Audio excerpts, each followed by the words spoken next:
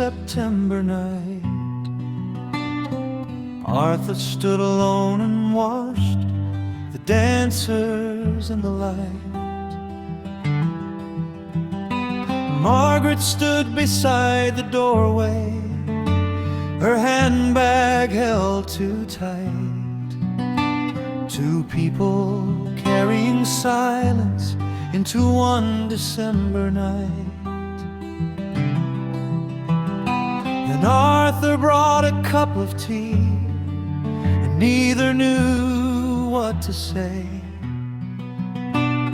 The band began the final waltz, and he asked her to dance.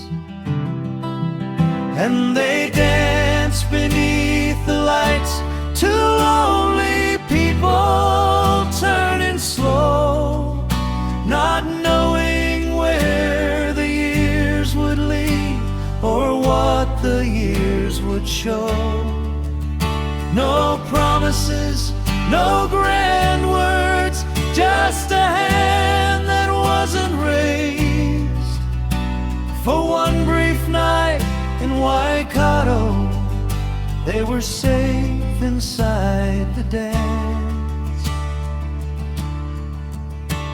They married in that same old hall, then built a quiet home. And David came, a little boy who'd never need to roam. They called him son, they made a life, and for a while it grew. But something cold watched from the door as Elaine stood looking through. The years passed by like seasons. Arthur worked the farm. Margaret kept the household books, the little house stayed warm.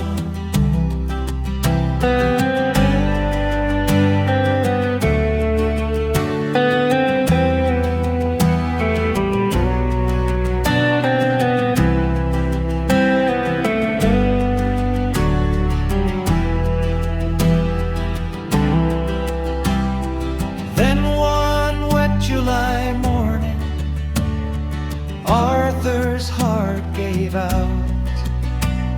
The house filled up with strangers, with boxes and with doubt. And David stood with one suitcase while home was stripped away. He walked the road alone that winter with nothing left to say.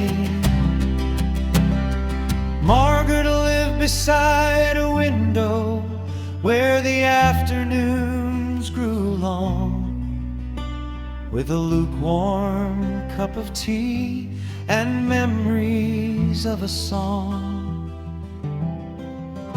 She waited through the quiet, watched the seasons change, and somewhere in her memory that wooden dance floor stayed.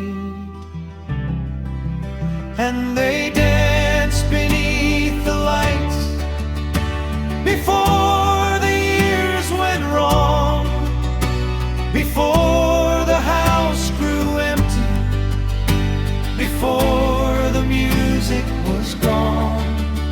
Two people turning slowly, two lives that crossed that night.